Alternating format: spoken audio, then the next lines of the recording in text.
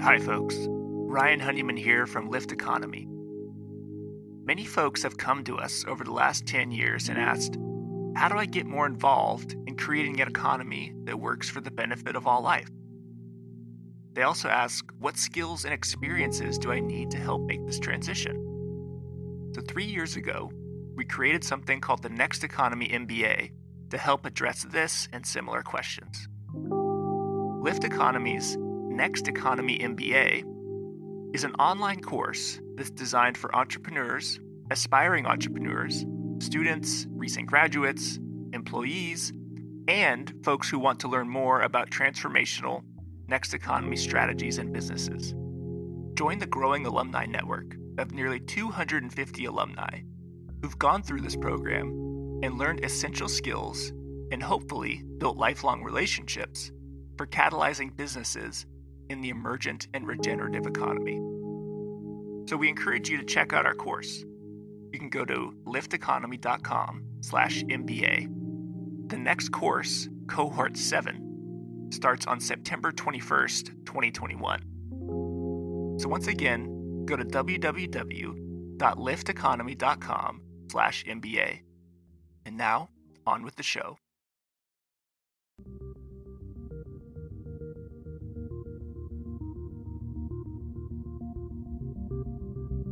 Welcome to Next Economy Now. The goal of this podcast series is to highlight the leaders who are taking a regenerative, bioregional, equitable, democratic, racially just, and whole systems approach to creating the new economy. John, welcome to the show. Thank you, Ryan. It's a pleasure to be on. John, I've heard some great interviews with you, but I imagine many folks on the podcast may or may not have heard your background. So I'm curious if you just start with a little bit about your background and how you first got interested in the type of work you're doing today. Yeah, I can try. I used to think, I do work, as you probably know, in the area of the mind science, and the mind is sort of a complicated processing organism, if you will, of the brain. And so we actually don't know as much about ourselves as we think we do. We make up stories, not that they're lies, but they're not completely accurate either. So I don't know, it's sort of like, what made you who you are? It's like, how do I know? I've never been anyone else. So, but I come from a very loving family. I've always had a deep sense of caring about people generally, including my family, and always very much concerned about fairness from a very early age. And at some point, I decided that if I had any special talents, I should use them for the greater good and the common good. That inclination goes back at least to when I was 11 years old, maybe even a little further. So I don't know exactly why. I mean, it's almost like, to me, as interesting question is, why wouldn't someone do that? Why wouldn't you devote your life to taking care of the planet and other people? And at a deeper level, I would say it's not altruism in a narrow sense, because I feel like I am part of the planet and other people. So it's not like just I'm taking care of other people or I'm caring about other people. It's like the African saying, which is, I am because you are. So if we believe that, if we live that, then I have to be concerned about you, or I'm not really concerned about myself either. Is any of that awakening related to the story of when you stood up in the church and asked about the Chinese? Well, certainly. That's an expression of that story. When, it seems to me, and as I've gotten older and reading stuff, that in some ways the best of Christianity was an awareness and a doctrine that says we're all God's children. And whether one's a theist or not, it basically says, in a sense, we're all connected and we all have some shared spiritual grounding. And to me, that's the best of Christianity. But it's also present in other religious teachings and just in humanity. And I took that very seriously. But also, at a more immediate level, that was best to reflect my family. that's who my family is, and that's how I grew up. And so I think a lot of people growing up, you sort of have these wonderful ideals as children, and then reality sort of creeps in, and there are contradictions. And so part of growing up is how do you deal with those contradictions? So we can sort of reject the sort of openness and what people might call the naivete of childhood, or you can actually start grappling with that and trying to make that real so that those ideals are aspirational and foundational and not just childhood fantasies. But what you're making reference to for your listeners is my sense that when I was 10, 11 years old, the reality that Chinese were not going to go to heaven because they were not baptized in the name of Jesus. And to me, the idea at 11 of saying a billion people are going to go to hell and had never had a chance to even be exposed to Jesus, that can't be right. I mean, there's something wrong with that picture. And it didn't matter that it was coming out of church doctrine from adults that I respected and revered. It still seemed to me fundamentally wrong. And when I posed that question to a church, they couldn't give an answer. So I left at 11 and never went back. And, one of the things I really like and appreciate about you is you speak very authentically and powerfully about issues like civil rights, structural racism, poverty, democracy, and you're intentional about the language and the invitation. It's and I'm curious, you just have a way of inviting people into the discussion about very difficult topics. And I'm curious, have you always had that approach, or have you developed it, or what's sort of been your experience with that language of like inviting versus sort of like maybe calling out folks? I'm curious. Yeah, and I think I've probably done some of both, and I'm sure there have been times when I was more into, as you would say, calling out and even accusing, and there are times when I was more organized around anger and even potential violence. Something like there were good people and there were bad people. There were people who are deserving and people who are less deserving. And I think life sort of taught me that life is not so simple. A good movie is a movie where you reflect the complexity of people, the multiplicity of people, that we're not all good, we're not all bad, we live in situations and we're capable of doing many different things. And then, of course, it helped also that if you think of spiritual teaching, that's oftentimes a central part of spiritual teaching, when you talk about Christianity, Islam, Buddhism, is to recognize that people are complicated. And they're capable of doing, we all are capable of doing incredibly harsh things and incredibly beautiful things. And so if you see someone in that space of doing something harsh, it should not be tolerated. But it doesn't mean they're not capable of reclaiming their beauty. And of course, that's been true of myself as well. I've done things that I'm not proud of. And I'd like to think that I've done things that I feel good about more often than not. So I almost think it's in a sense growing up with the complexity of life and maturing and learning to care and even love people who do things that I wouldn't otherwise be proud of, whether it's family members or friends. And at the same time, not to tolerate people dominating, marginalizing, and hurting other people. So, but no, I didn't always have that willingness to hold complexity in my life. But certainly that's been a long time coming. Yeah, it's been of particular interest to me. I previously in more of a meditation context, there's like teachers in like Buddhism who are more of the arrow. They like push you and are very harsh, but it's like from love, And then there's teachers who are very forgiving and are always like, it's okay, keep trying. And I'm kind of curious, how does that translate into something like the racial justice movement, and is one way more effective than the other? I'm curious if you've had any thoughts on that.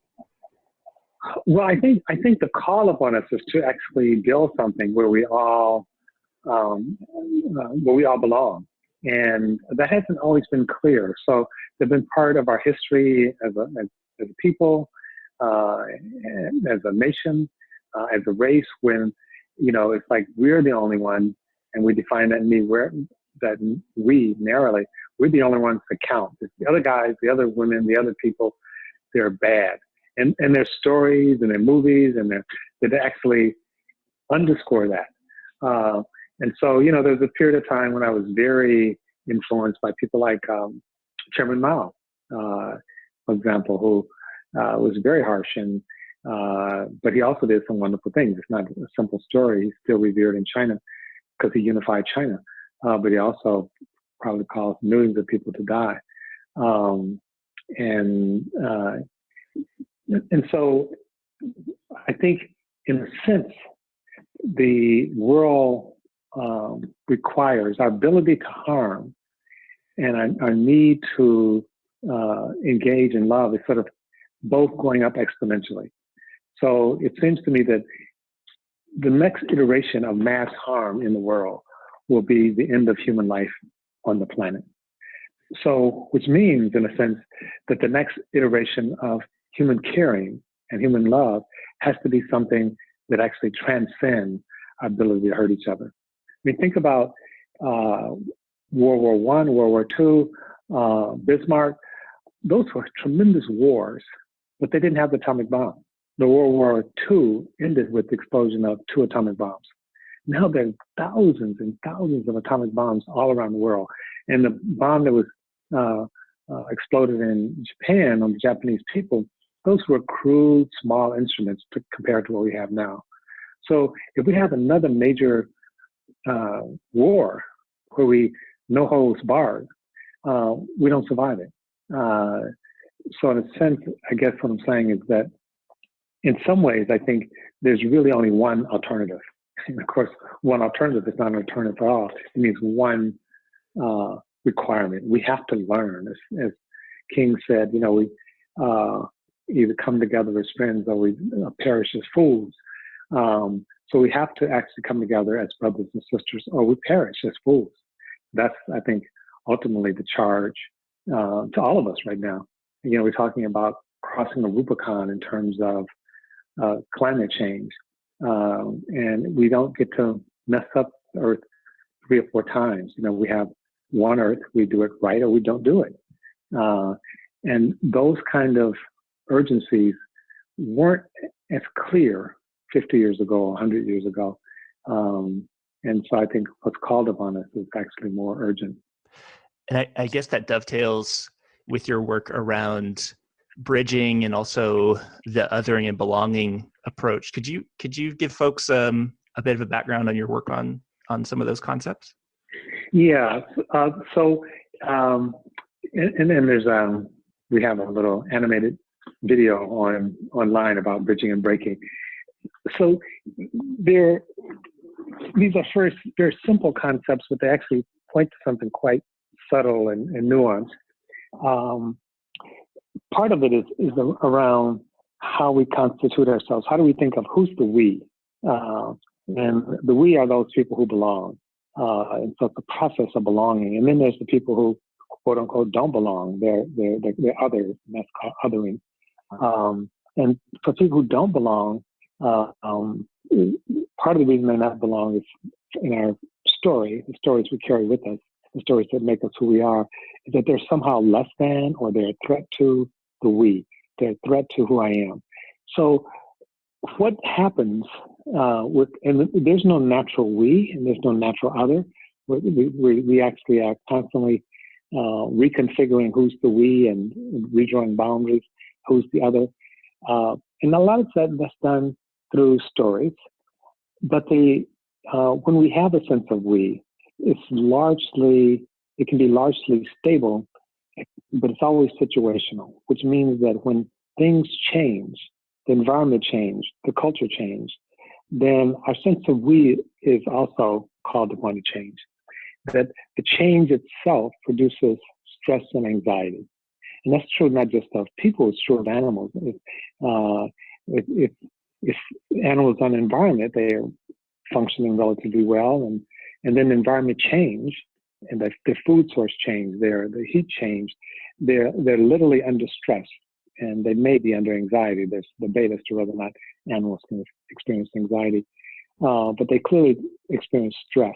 And that's true for us as well. We're animals. We're what I call spiritual animals. What do we do with that anxiety and stress? Well, there are two major stories and one minor story, and two major moves and one minor move. And one is called breaking. We actually take that stress and tell a story about it in such a way that we break from some of the causes of the stress, and especially when the stress is associated with other people. So what are the stressors that I'm talking about? There are four major ones that we are confronting now in life. And they're climate change, globalization, technology, and migration, or people, demographic. Up until fairly recently, people lived in relatively stable communities. You didn't see new people. You didn't see, your religion was the same religion as everybody around you. Your food stayed pretty stable. And globalization, these four factors are interrelated, changed all that. Now you run into people of different religion, of different philosophy, of different food, different values. And that difference creates stress. That change creates stress or anxiety. Now, the anxiety is biological in a sense. That's what how animals react to changing environments. But it's not positive or negative in any kind of social sense. Whether it's positive or negative is actually determined by the major stories that we tell ourselves, which is actually perpetrated largely by our leaders. And so one story is that these changes, especially as they relate to other people, is somehow threatening our existence. These people are destroying us in some way. They're attacking who we are. And so when you think about BritX, when people say, let's leave the EU, part of it was organized around the theory that there are all these immigrants coming to Britain who are not really British. And they're going to destroy the British way of life. Think about something like gay marriage in the United States. The same argument is that if we allow gays to get married, that's going to destroy the institution of marriage, which in some ways is going to implicate us. And so there's this notion that there's this other, that if we allow them in, it's going to destroy who we are. There's a lot of examples of this that's very close. For example, one of the arguments in the 1960s against ending segregation was that if blacks and white children went to school together, it would destroy Southern life. Now, some of us would say, well, that's good. Southern life itself was problematic. And I think it was. But even as it's being problematic, people's identities were still wrapped up in it. And so one story, again, is that these changes are threatening at some deep level, at some deep, not just economic level, but ontological level. And therefore, we have to do something to sort of reclaim this imaginary past and stop this change. That's breaking. Bridging is when you say, yes, we're changing, but we're changing to something better, and we're changing to a new we. So going back to the South for a minute, when people talked about a new South, it was more open, there was more accepting, then that's bridging. When you see the diversity that's come with the late 20th and 21st century, that's actually a positive thing. And so you imagine a larger we that is more inclusive. That's bridging. And so what are the stories that we're being fed today in the face of rapid change? Because the change is happening faster and it's going to accelerate. So the conditions that create that stress and anxiety are not going to go away. They're not. So Trump is an expression of that. He's not simply the cause of it. He adds to it himself. But this roiling that we're experiencing in the United States, in Britain, in France, in Germany, in Russia, in South Africa, in Brazil, all over the world, is that these rapid changes are happening. And what people are experiencing collectively, not individually, is that not only is the world changing, but somehow it's implicating who I am.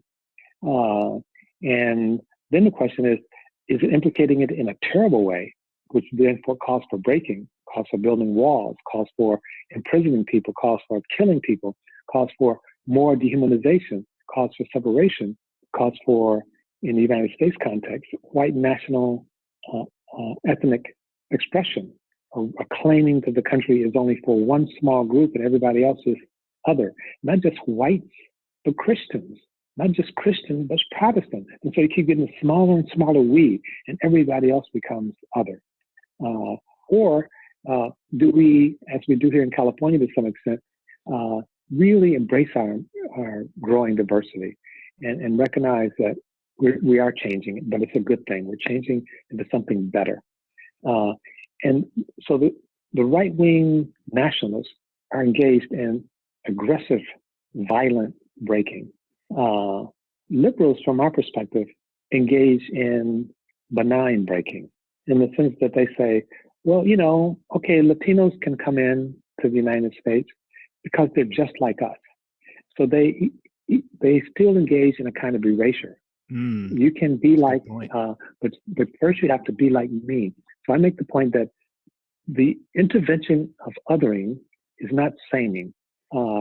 There's a lot of really wonderful stories about that. I mean, you think about how this country treated Native Americans. It's like, first of all, cut your hair, stop speaking your language, become like Western Christian white people, and you're okay. You're not okay in your present condition. You have to be transformed. So that's the liberal expression. And sometimes it's expressed in, again, a benign way, but it's actually quite pernicious. And that is that we're all the same. Why are we making a big deal? Gay marriage and straight marriage, they're actually just the same. Okay, so maybe people do love a little differently, but really they're the same. And so the right-wing nationalists are afraid of difference. And in some ways, so is the liberal. The liberal just denies difference. And so belonging and bridging in a deep way actually embraces difference, but not categorically, because even as it embrace it, it's changing it. What was different becomes familiar. What was strange becomes not strange anymore. And it's a co-creating process. So it's not just joining something, it's actually co-creating something. So that's what the bridging and breaking actually plays with. That's what othering and belonging is about. And this process has been going on since people have existed. And sometimes we had mountains and rivers that made it easier. If people live on the other side of the mountain, never have to see them, I never have to think about them. Okay, maybe they have another religion, but I don't know what it is. But as the world has become smaller, everything's happening in real time, and I have to deal with it. And so something as simple as well, you need to grab on to life because you only live life once. And my response is always, unless you're Hindu. And the whole concept of even living life once no longer makes sense. Or Buddhist, or you're never born. People, or Buddhist, exactly. Or someone says, we have to really make sure we keep our eye on the North Star. So not if you're in South Africa. So one of our assumptions, the way we sort of constitute ourselves is not conscious. We're not aware when we say the North Star that we're talking about a geographic position only available to a certain group of people. We think we're making universal claims, and we're not. John, you brought up something that I wanted to get your thoughts on. So I've been with a multiracial, multicultural, multi-ethnic group, been discussing white supremacy, not in terms of white supremacists like Nazis and the KKK, but just the unconscious white supremacy that is permeated in our culture. And in a way, it can be seen as a negative, like, that's too rough of a term for people. Let's talk about diversity and inclusion. That's a little safer. Mm-hmm. But I've also found that a lot of white people, and definitely the people of color that I've spoken with, it's almost freeing in a way to specifically name white supremacy as an unconscious pattern that affects all of us. And I'm curious if using that term in your work, or like how you view the use of that term, and like what your sort of opinions are of it. Yeah. Well, Ryan, it's a great question. And like great questions, I don't know if I have a great answer, but I have an answer, and it's a little bit complicated. So, first of all, I oftentimes say the analysis and the communication are not the same. So it may be that, in other words, when we do an analysis about something, we may unearth some things that are true to the analysis. How we communicate that actually might be quite different. And sometimes we conflate the two. We assume that I do analysis, I just put it up on the wall, it's the truth, people are going to gravitate toward it. And actually, as we know, there are many truths and there are many stories, and things are not so straightforward. So the idea of the supremacy of whiteness is very important in terms of American history and to some extent European or English history, but it's not the whole story.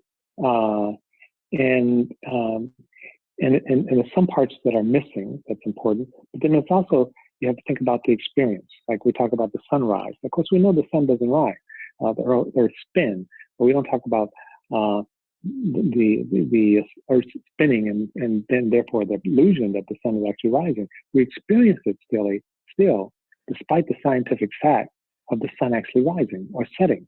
Neither is true, but the experience is of the sun rising and setting. And so white is actually a complicated construct, as is black or other people of color. And at some point in the United States in particular, there was a concept that of whiteness, something being special or supreme about whiteness. But when you go back to that formation, the real power brokers were not whites. They were the elites who were not raced at that time.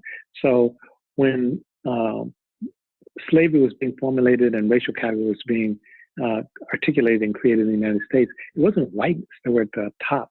Whites were the middle stratum. The elite stratum were the elites. And that's important because to some extent that remained true. It wasn't white people that were really supreme. It was the elites. And elites and whites are not the same. I mean, there's a lot of overlap, but they're not the same.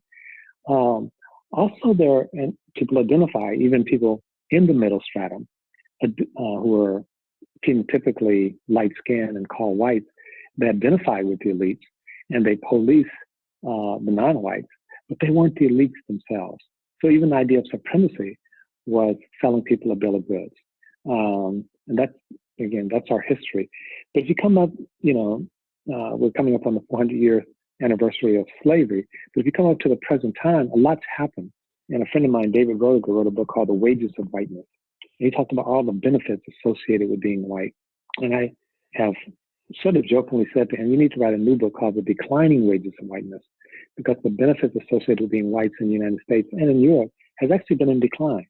And so we're actually talking about a bygone era, largely, in terms of the supremacy of whiteness as an ideology. It's still there, and Trump is trying to reassert it, but it doesn't quite have the same ring. So if you talk to many people who identify as white, especially working class, rural, whatever, what's supreme about them? Now they may still think, well, I can do whatever. But you go to Appalachia, you go to rural California, rural Georgia, the benefits associated with whites are in steep decline. And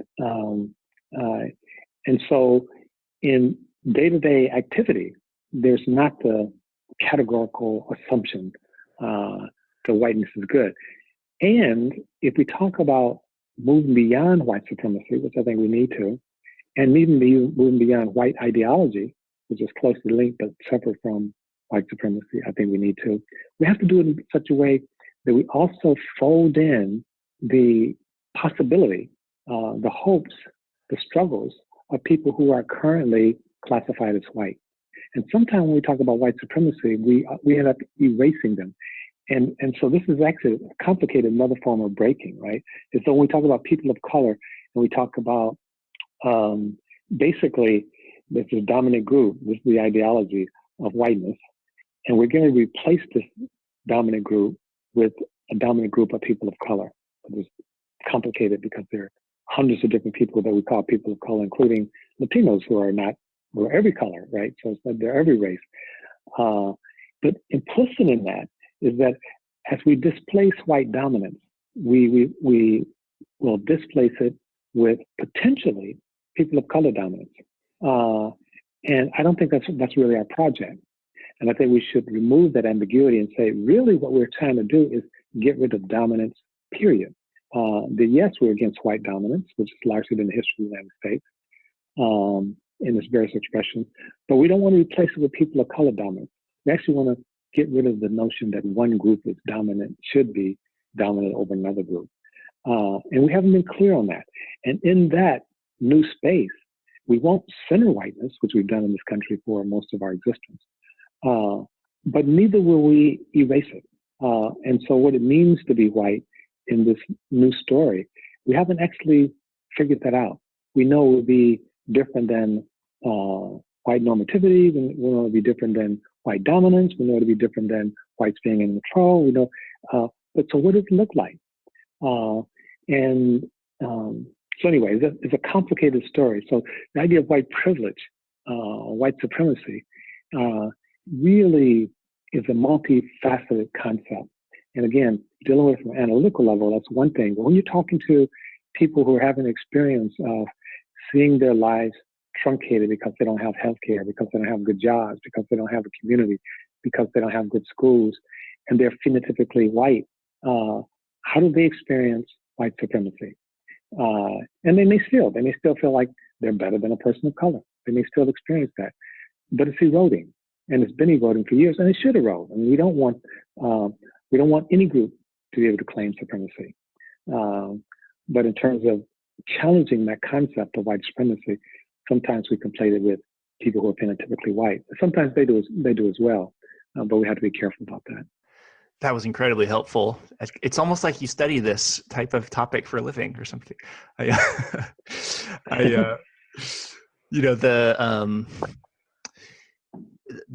Yes. And I think like maybe the people I'm having the conversation with are sort of like upper middle class, white, liberal Bay Area people. So it's like not quite as threatening as like, I probably wouldn't say you're unconsciously engaging in a white supremacy with a Appalachian coal miner, so I do. Right, exactly. It's important.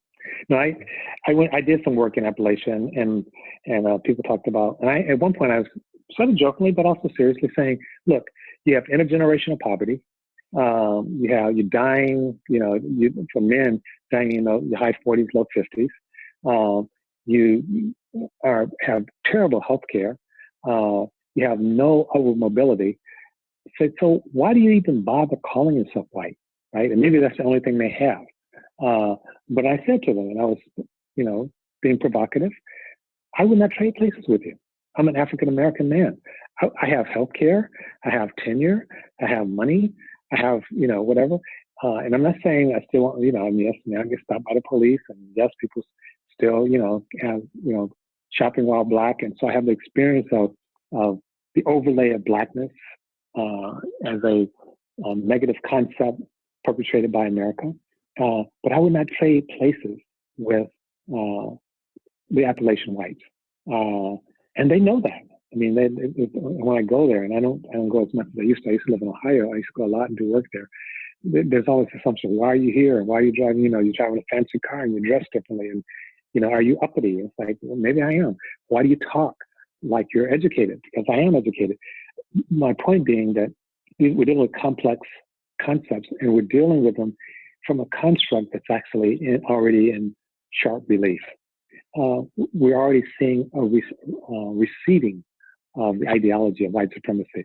And to some extent, Trumpism and Trump is really an effort to sort of hold on to this concept. And while we have to challenge it, we also have to go beyond it.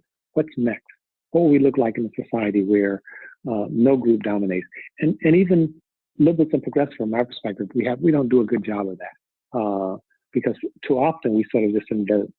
And we don't want to. I mean, I don't know if you've seen the movie The Green Book. Interesting movie based on true story. But we look at the movie, and the critique is a decent movie. But we look at the movie through the eyes of a white person. Okay, that's at best inadequate. We should be able to look at it through multiple eyes. And then since the movie is about really segregation and the degradation of black people, then that position should be privileged. Not the exclusive position, but it should be a privileged position.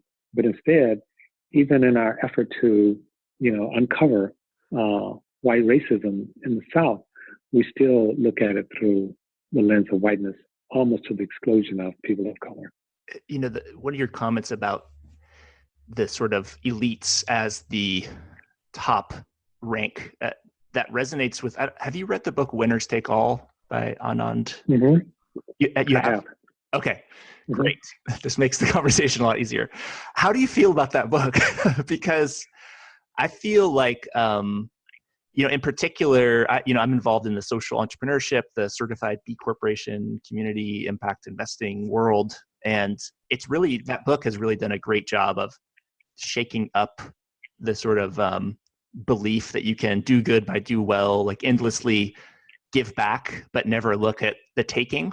Not that all social enterprises don't look at taking. But I'm curious, do you believe in his thesis around government, the sort of a re-engagement with at the policy level as like one of the things that we really need to reinvigorate in our society?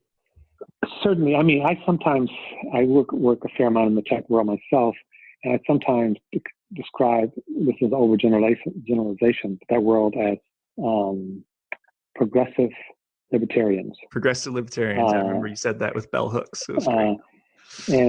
And the notion is we don't want anybody. We're decent people. We have black friends, we have gay friends, we have transgender friends, we have whatever. But it's our money. We're smart. We made it, and we'll decide what to do with it. So in that sense, and when I say progressive libertarians, I'm serious. They're not really Democrats. They don't really believe in government. They don't really believe in the people. They don't believe in and I've said this in some of these meetings. In my mind, all wealth is commonwealth, and we may allocate it in a certain way. That is, if you quote unquote invented the next iPhone, maybe we should give you some extra reward. But you didn't earn that because you're building on a platform and that requires collective knowledge and that had very little to do with you. And so I don't think we can get to where we need to get through progressive libertarianism. So yes, I think that winner takes all actually. The charge would be that, and I just came back from China. The government is overbearing. We don't believe in statism. We don't believe in planned economy. Anything to the extreme can be a problem, including the concept of market fundamentalism. But if you're people-centered and if you're life-centered, then progressive libertarianism doesn't get us very far.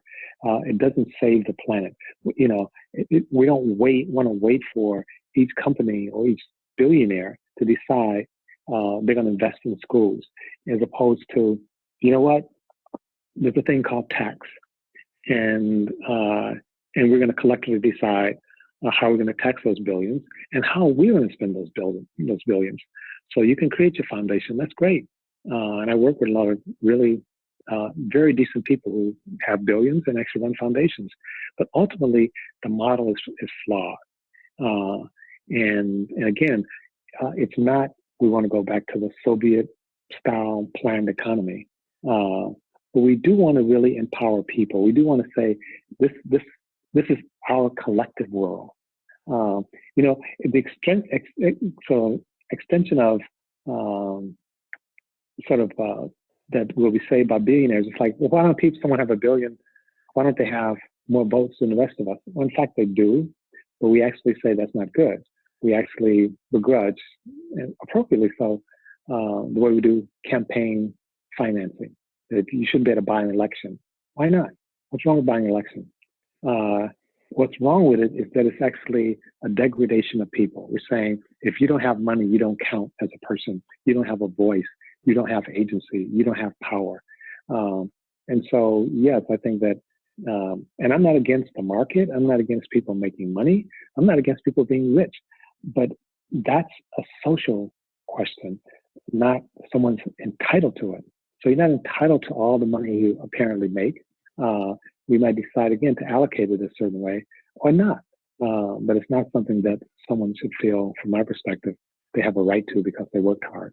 I say, seriously, that my father, who was a sharecropper, who's now 88 years old, I have never met anyone who's worked harder than him. And I met, the head of Facebook and the head of Google and, Yes, they work hard. I met lawyers and doctors. But no one works harder than my dad. And my dad's means in terms of wealth and income is extremely modest. I love just all the stories you tell about your dad. And so I'm encouraging other people to, because I know we only got 10 minutes left on this podcast, but for other people to check out like your On Being interview with Krista Tippett was really good. Talked about your dad a lot. I'm glad to hear he's still kicking at 98, you said, right? Oh, yeah. Yeah. Yeah, he is still kicking.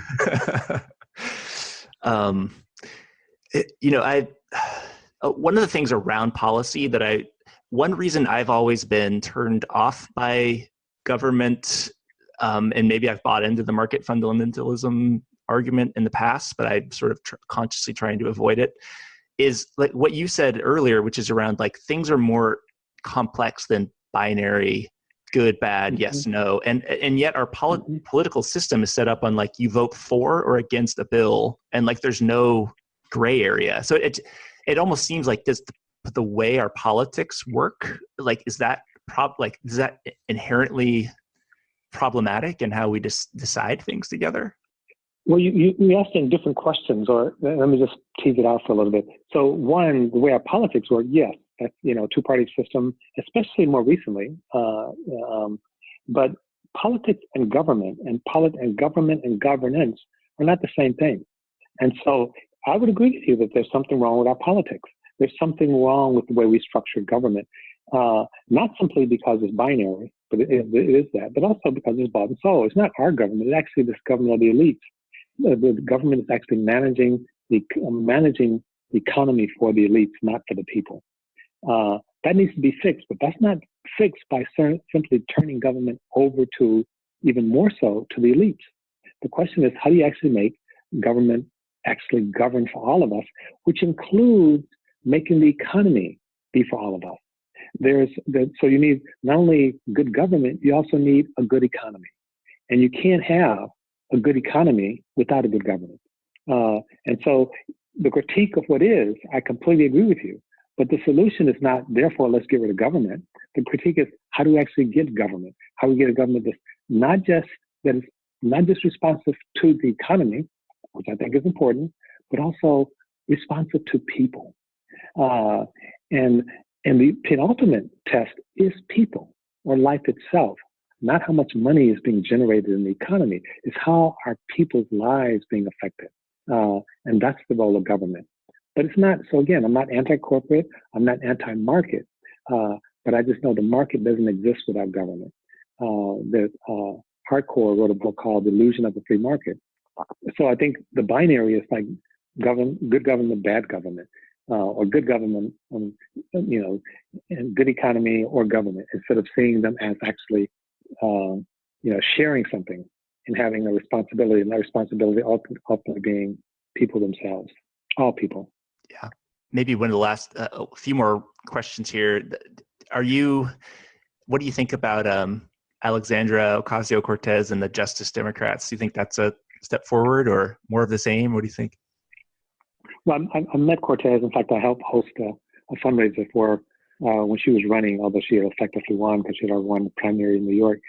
I think, I have a lot of respect for it. She's brings a lot of insights, energy, the idea of a green economy. What I do worry a little bit, and this is maybe not her per se, but it's like, I think we do have to, the idea of not compromising, the idea of not being able to work with people who disagree with us worries me. And I think that was the play card of the Tea Party. And I do think we have to be clear about our values and have to fight for our values. But I think part of that is also looking for ways to connect with people who may or may not agree with everything we say. So that concerns me. I think it's too early. I mean, she has been, it's been one day in Congress yet, so it's hard to, so I don't want to judge her. I think as she sort of gets in Congress and sort of deals with some of the complexities of other people and of the institution, which needs to be radically changed. But that's going to be a process. I think something will happen. So I wouldn't judge her too quickly now. I love what I hear of her values in terms of green economy in terms of universal health care. And I know, a lot of these people, I don't know her that well, but I know a lot of these people quite well. I think categorical positions are somewhat problematic. So, for example, some people will say corporations are evil. I would say corporations are misaligned. And it's not corporations that are necessarily evil. The way they're aligned in this country is problematic. The solution to me is to better align them. It's not to get rid of them. So I think that there's, as you were in conversation with government, you see something not functioning well, you can say, let's kill it, or you can say, let's fix it. We need government. We need governance. I would say we need some democratic expression. And we might need something akin to corporations, but where it, again, is serving people. And I think some of the folks that are associated with the progressive democratic movement, to me, don't make those nuanced distinctions. Yes, I think that it's probably a whole nother podcast on like language and like how we communicate, because that's absolutely critical. So I want to appreciate you for bringing that up. In the last couple minutes here, so one question we like to ask guests is, what do you need right now, and how can the listeners help you grow this next economy? Well, a couple of things I would say, and that is that one is that the world is changing. It's changing very fast. That change is not going to stop. There's going to be anxiety. One of the things that from my perspective, progressives have not understood is the role identity will play in terms of restructuring the world. So a lot of people talk about identity politics like that's the evil. And I say it's not identity politics that's the problem. It's breaking politics that's the problem. People will have politics around identity, appropriately so. But how do they do it where they bridge instead of break? So it's not the identity that's the problem, it's the breaking that's the problem. So how do we actually bridge in such a way that we actually engage identities and build new capacities? And it seems to me that the challenge is acute. The language, the grammar, the structure, the culture are largely not in place. We're still using tools and ideas that were developed 40, 50, 60 years ago that are starting to be outdated. And so we need to give birth to something new, but we need to do it in the spirit of really holding on to each other's humanity, really capable of caring and indeed sometimes loving each other, without being Pollyannic. I don't say, fight the stuff that's really problematic, whether it's letting children die in detention or whether it's rolling back the Voting Rights Act. So I'm not saying caring for people don't mean that we don't play really very clear way around our core values. But in doing that, we have to be careful about dehumanizing the other. So part of it is there has to be some space at every level, institutionally, culturally, politically, policy, and interpersonally, to giving birth to something new. And like I said, I think it will require a new language, new practices, new possibilities. And we don't have much time. We are rushing toward destruction. So we need to be thoughtful, but not too deliberate. We don't need to be paralyzed by the analysis, as King talked about. There's some things that are clear. And I hope we can deal with some of those clear things right away. Climate, the issues of migration, which is only going to increase. And even the nation state, as we deal with these global problems, is woefully inadequate. Doesn't mean it should go away, but it does have to be reconsidered. And then the last two things I'll say is that, in my mind, all these things have a spiritual grounding, and so to be in touch with what that means collectively, and what the language of that, the practice of that is, and in these sometimes dreary times, to look for positive input as well as occasionally having some fun. And so in the last question here is, how can folks learn more about your work? Like, where can they go? And could you give a plug about the Othering and Belonging Conference for folks who don't know about that? Yeah. So our website is the Haas Institute, and that's a good place to go and find out more about us. And we have a conference that comes up October 8th to 10th. in Oakland, and it's open to the public. And so we'd like people to come, and even if you can't come, to stay involved. And again, so if you go to Haas Institute, HAAS Institute, just type that into it. You don't need the URL. That's all you need. If you want to type something else, UC Berkeley, it'll take you to our institute, and you can find out more about the work that we do. Well, thanks again, John. It's been a pleasure having you on the show. And I look forward to continuing to following and supporting your work, because I think you're on the leading edge of something very big. Next Economy Now is a production of Lift Economy. To listen to all of our episodes, go to lifteconomy.com/podcast. That's LIFT economy.com/podcast. You can also sign up for our monthly newsletter at lifteconomy.com/newsletter. Please also rate and review our podcast on iTunes, Spotify, Stitcher, or wherever you get your podcasts. Thanks for listening.